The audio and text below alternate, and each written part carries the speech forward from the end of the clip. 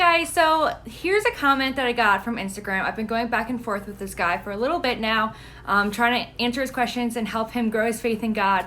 I have covered his name because just in case if this goes viral, I don't want you guys going and finding him and, leaving messages and all that stuff that people on the internet do.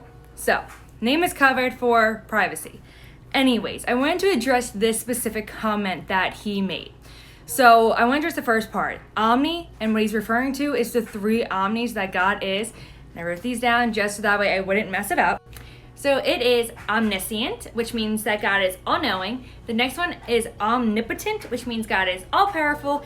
And omnipresent, which means that God is present everywhere at the same time.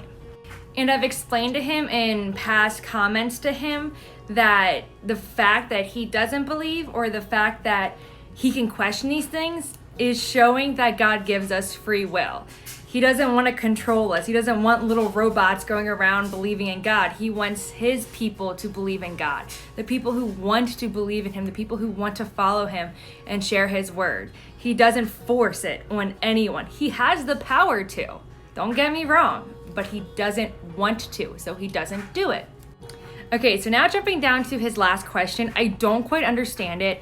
But he says, do I have to believe in God before I can get the evidence that he exists that I no longer need because I already believe he exists?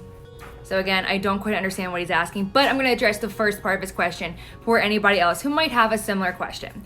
So do I have to believe in God before I can get the evidence that he exists? The answer is yes. That's called faith. So referencing this back to 2 Corinthians 5, verse 7 through 10.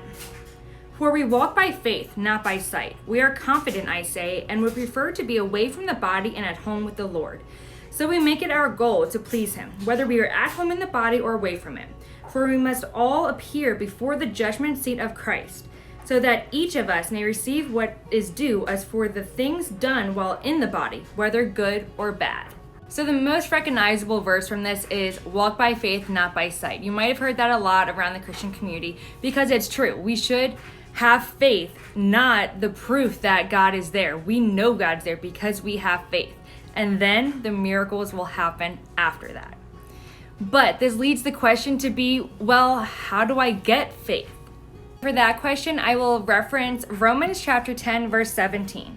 Consequently, faith comes from hearing the message, and the message is heard through the word about Christ. So faith comes from reading God's word.